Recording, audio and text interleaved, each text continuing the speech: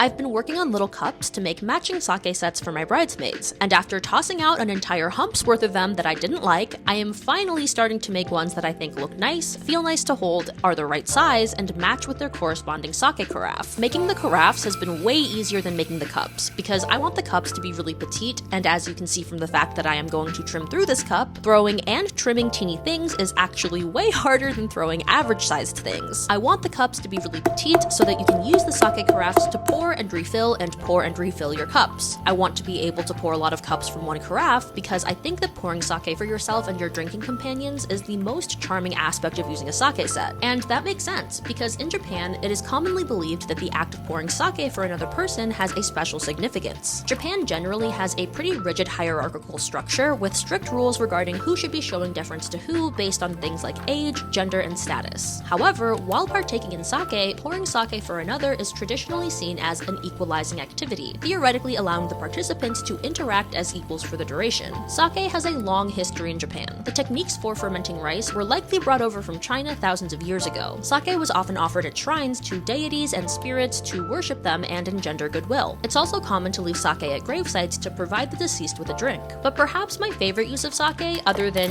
drinking and enjoying it with food, is the Japanese tradition of drinking sake at weddings. The bride and groom each take a sip of sake from the same 3 cups to seal their union. As I've been planning me and Matt's wedding, I've become fascinated by the idea of ritual. I'm not religious or superstitious, and I don't want a rabbi to officiate our wedding, but I am Jewish and would like to have a chuppah at my wedding. For those who don't know, a chuppah is a beautiful canopy that goes over the bride and groom to symbolize the home that they will share, with 4 posts and 4 open sides, which is reminiscent of the Jewish custom of hospitality to wayfarers from any direction. But I am also Chinese, so I also want to have lion dancers and to feed them red envelopes for good fortune. When you're an interracially adopted Chinese Jewish girl marrying a white man with a Christian background, things are gonna get a little mushy culture-wise. Rituals are such a powerful way of honoring an event and connecting it with your history and generations of culture. I'd love to read about wedding rituals common within your culture or family in the comments.